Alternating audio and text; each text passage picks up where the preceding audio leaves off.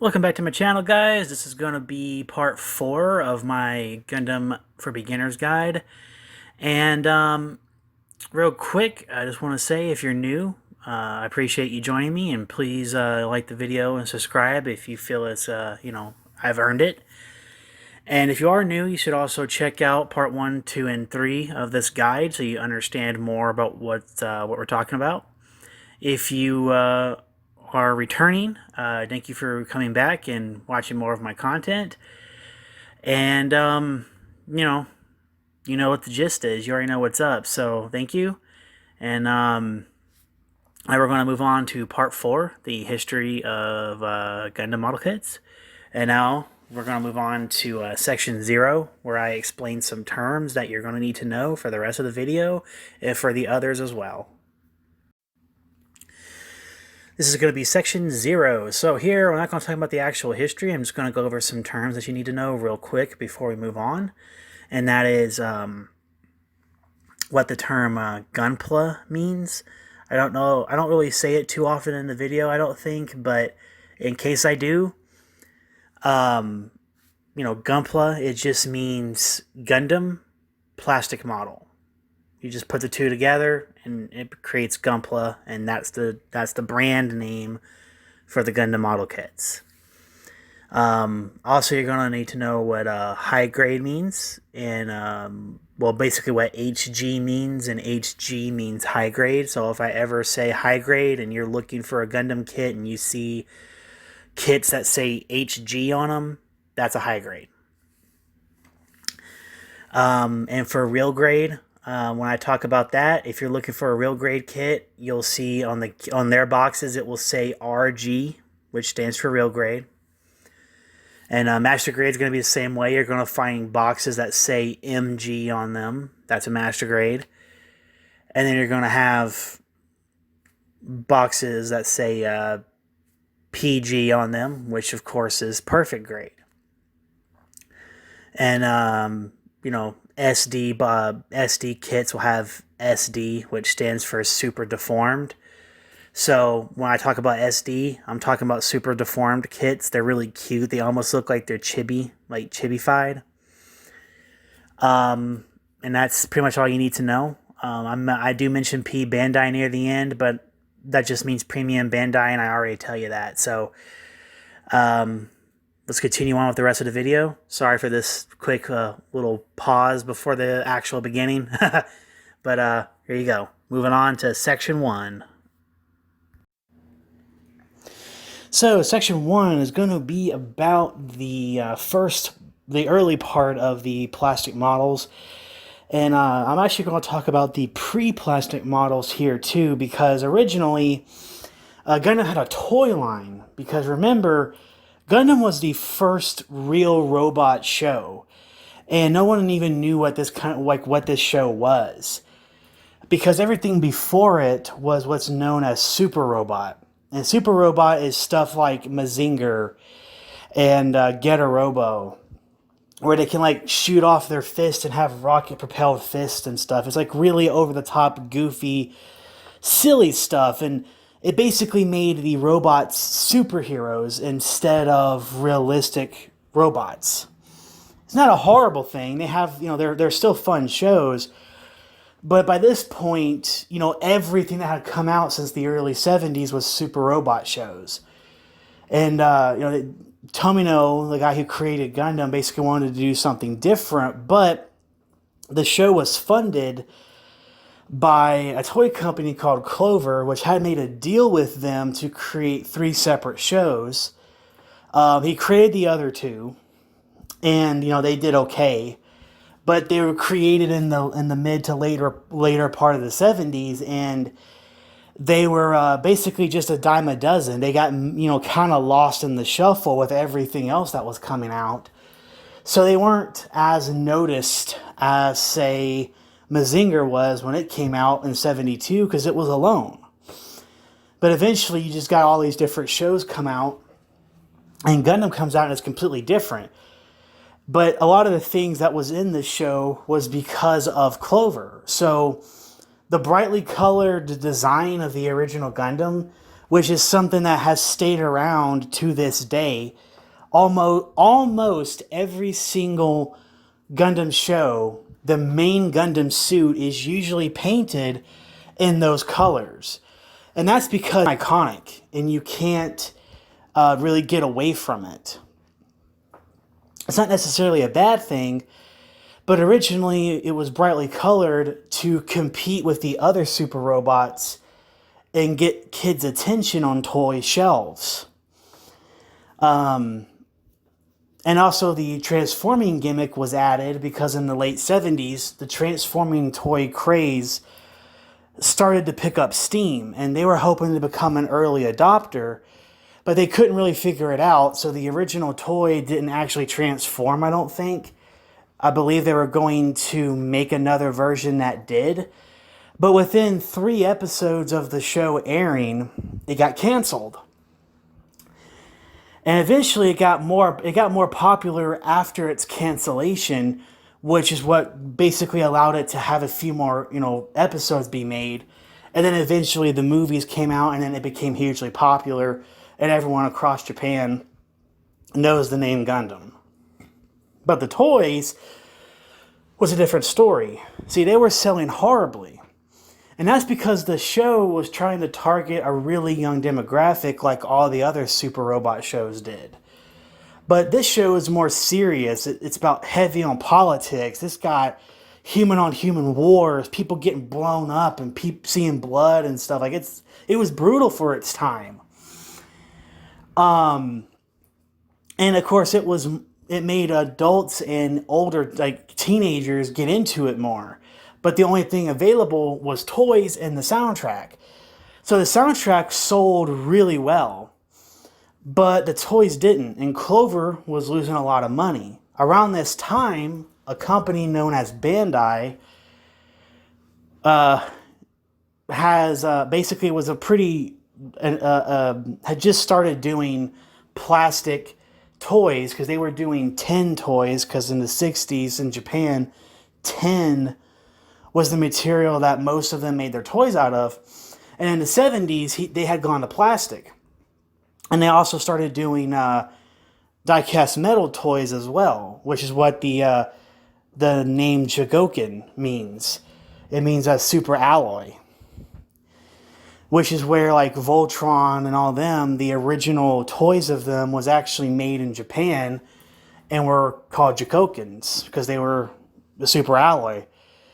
But, they were doing all kinds of different things. And near the later part of the 70s, Bandai started making their name known with their model kits. They were actually pretty good for the late 70s. They were pretty detailed and they were fun to build. But they were still your typical model kit where you needed a lot of glue and you needed paints and all that. And a bunch of kids, basically teenagers, were like, hey, look, we would like to actually support the show, but it's just toys available. But we've seen your kits, your model kits of like tanks and stuff, and they're really cool. So why don't you, make model kits? So they went to Clover, basically asked them if it was okay, and they said, here, take everything. Take the toy line too. Take it all. We don't even want this anymore. And that was probably the biggest mistake they ever made. So Bandai took it off their hands for like basically nothing compared to how much it's worth now. And it was like, okay, well, let's start making model kits. And sometime in the middle of the night of 1980, the first Gundam model kits came out. And they were basically what saved the franchise. Yeah, the show was becoming more popular with reruns and stuff like that, but it was really the model kits that made it go through the roof because the kits weren't overly difficult. You still had to glue them and paint them, but they weren't too complex. The early ones were really simple. But as the popularity grew, so did the need for more kits and stuff. So now we're going to move on to section 2.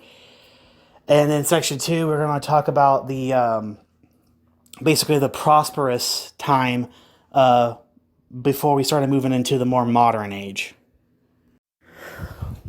So in section 2, the prosperous time was basically throughout all of the 80s.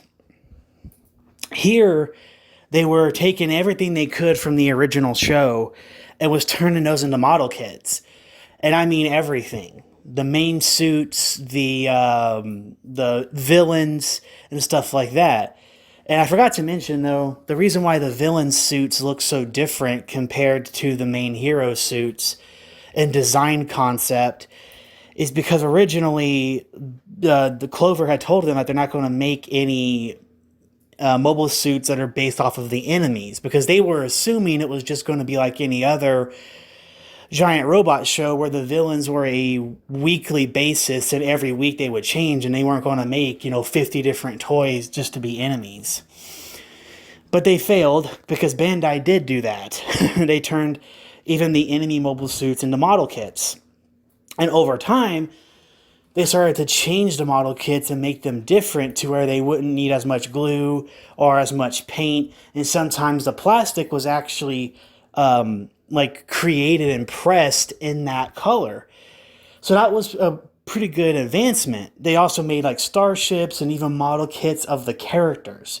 But eventually, they had done so many different scales and had done basically every single thing in those different scales where they didn't have much of a choice. They didn't have much of a choice to do anything else. They're like, okay, well, what do we do now? This is our biggest selling product. And also, this is like 1983, and we're starting to run out of stuff to turn into model kits. So they approached Sunrise, the people who create the show, and said, hey, look, would y'all be interested in making a sequel to Gundam? Because we would love to keep making model kits of your stuff, but we don't have anything else to really turn into model kits. So they agreed. And Tomino came out with, they wrote different stuff, and eventually he created the story of Zeta Gundam, which came out in 1985, and it was the first sequel. But it had a bunch of new characters, a bunch of new vehicles and mobile suits and starships. So this way Bandai could actually have more things to turn into model kits. And they were like, man, this Gundam stuff is just so lucrative. We're making just tons of money off of this. And of course, Sunrise was too, because they would get a cut of the money. So the kits were selling just insanely well. And because Zeta was so popular, it just meant that they were going to sell even more. Like, you just couldn't stop it. It was a non-stopping train. But they also knew they had some problems with the original kits because they required glue and paint. So this is right around the time they started doing the more modern style, where they were snap fit, but they weren't perfect. They hadn't perfected it yet. It was still early, but they did, of course, mold everything in the correct colors. Mostly, there was still a lot of things that would be molded in wrong colors that you'd have to paint, or it would be, or they would have a color correcting sticker where you put a sticker on that particular piece and it would correct it and be the right color. But it's a sticker, so over time it might come off, or it just doesn't look as good. So, some people just preferred to paint it, but it was still kind of crappy. And they're like, why didn't you just make this a separate, put this on a separate runner and print it in that color? So they started doing that, and that improved the quality, and eventually, it got really good. But the quality as a whole was kind of iffy, but they weren't awful. They were still pretty good. And they were looking even more like the suits from the show. And that goes for the Double Zeta, and then eventually they created the SD line of model kits called BB Senshi. And those were even more popular than the normal kits. They became so popular, the popularity of the SD Gundams outshined the popularity of the normal series up until like the mid-90s. It was just so popular, especially with kids, because they were very simple.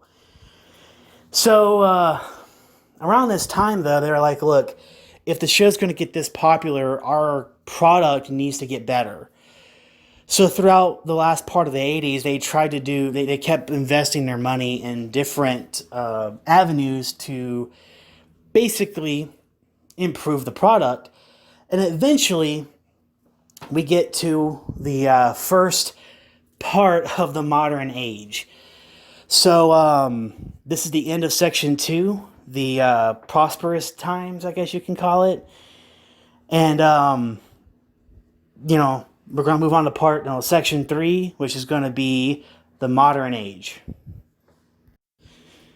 Section 3, the modern age. In this particular section, I'm going to explain what separates it. So in 1990 came the first year of what is known as the modern age of Gunpla kits, because one of the most important things happened. They started to standardize the kits. The reason why they started to do this is because Sunrise had made a pretty good amount of shows that had already told them that they had more stuff in the pipeline that to be ready for it. So they figured the best thing to do would be to start streamlining the construction of these kits and also parts and stuff, so that they didn't have to make new runners or new parts every single time a new suit came out. They could minimize that as much as they can by creating an entire line of model kits. This first line of model kits was high grade. It came out in 1990. Now, it was a lot better than what you might think. It actually was the first one to have an inner frame, an entire inner frame. But over time, they realized it was too expensive to make these kits with the inner frame and still make them only be like $20. So they got rid of that and gave you a partial frame, which is the most common way now for a high grade to be. But they were hugely popular. And at the time, they were called high grades because they were the highest quality model kit of a robot you could get at the time in Japan. They were just that good. They had such a good articulation. People had never seen that before. Nowadays, it's considered to be standard. It's the standard line of kits. But at the time, it was fascinating and just blew everyone's mind. And their insane articulation we call typical nowadays. That's crazy. Anyways, so that was the first line of kits. Then, in 1995, came the release of Master Grades. Now, it came out in 95 because it was supposed to be a celebration of Gundam's 15th anniversary. And the anniversary was supposed to be the model kits of the original suits, but in much bigger scale than high grade and very detailed and just really articulated with full inner skeletons. It was awesome, and people lost their minds for these kits. In fact, it got so bad that Bandai was basically attempting to enlarge the high grades and start making high grades in that scale because they thought it was just the size that people liked. But once they realized it was everything else, the articulation and the insane amount of detail that Master Grades have, they realized that they should bring this back and turn it into a standard line of kits. And they did.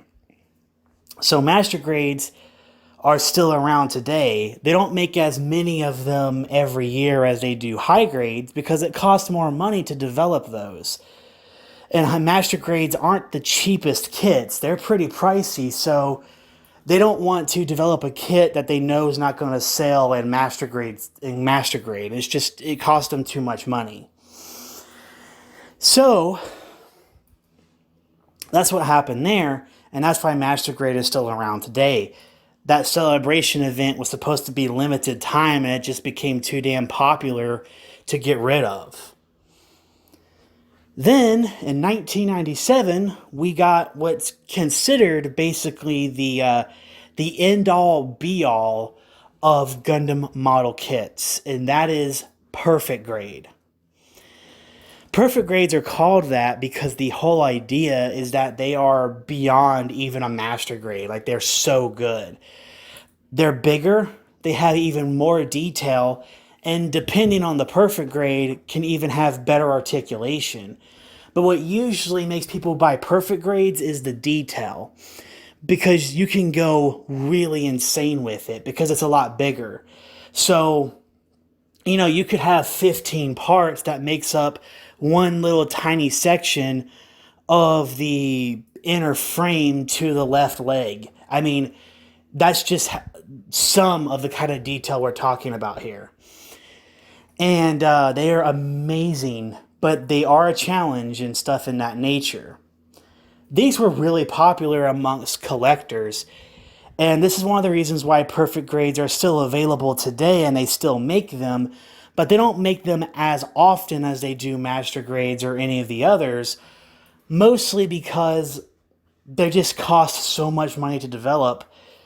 Because, one little part of a perfect grade can be 25 pieces just to add that level of detail, to have so much part separation and color separation for just the upper arm. Like it can be a lot of parts, and they try to minimize like cheap workarounds like stickers on perfect grades. They still have them from time to time, but they do try and work around that. So, but they usually give you a ton of decals, just decals out the yin yang. Like master grades already have a ton of those, but here you're going to have like 2, 3 sheets of it sometimes. Again, of course, depends on the perfect grade though.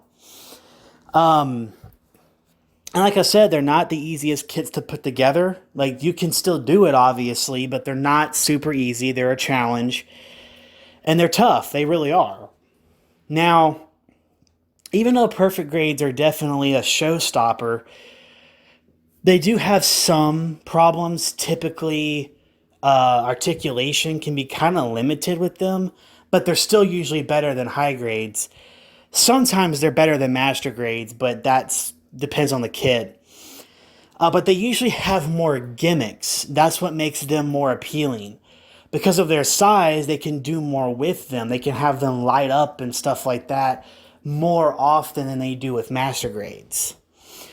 So that was their big gimmick for back in the day, was that they usually could light up. But they started putting that in master grades, so now they had to add other gimmicks. But at the end of the day, perfect grades are awesome, but they have, they're really expensive, they're really big, they're really challenging, and they take a lot of effort. If you love it, then it's no problem, but if you're new, you might want to stay away from perfect grades, at least for now, because it's going to be a riot when you actually get to one.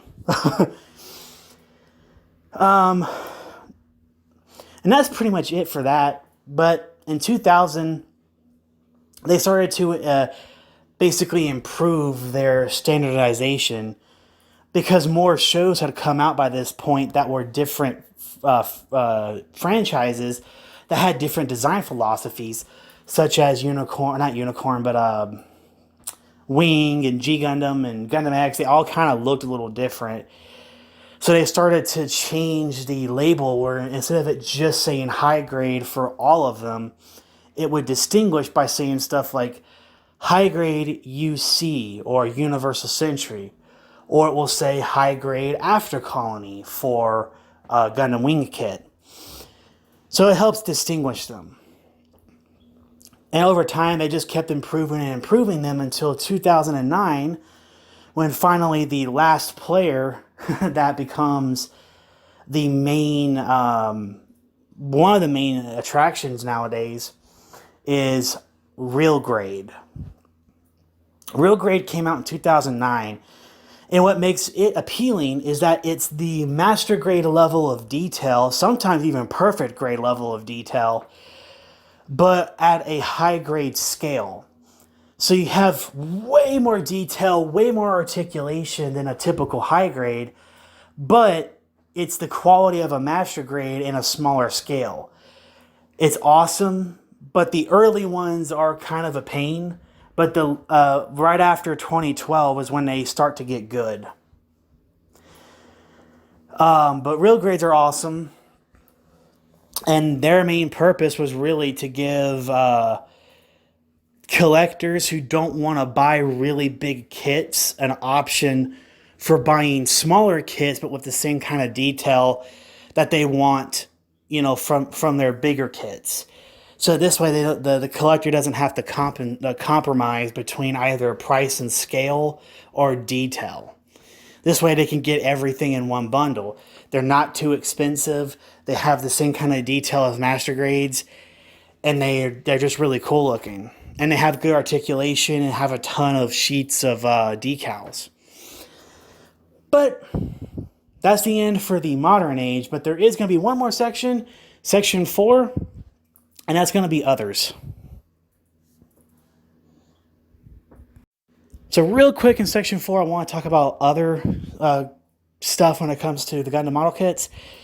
Primarily, I want to point to you, I will explain it later in another video, but there are other types of kits you will see, such as mega-sized, first grade, advanced grade, and no grades.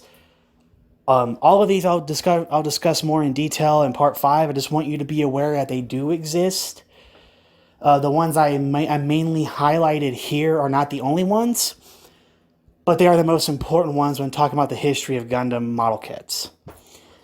And the last thing that I'll also talk about more in detail with part 5 is P Bandai, which is premium Bandai kits.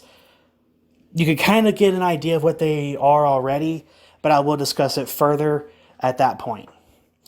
All right, guys. Well, thank you for watching. This has been a pretty brief history of the model kits as a whole, just to give you an idea of basically why they are the way they are.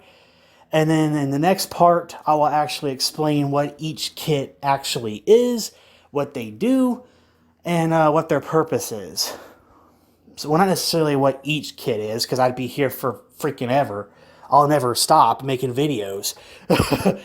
But basically just explain what the grades as a whole mean, what they symbolize, what you can expect, and things like that, and what their main purpose is. So, like I said, thanks for watching. Hit the like bell, hit the notification after you subscribe. Leave a comment and share the video if you want. And, I'd appreciate it. I really would. I'm trying to get to 10 subscribers by the end of the year. And, that's it for me. Yokai's out, brother.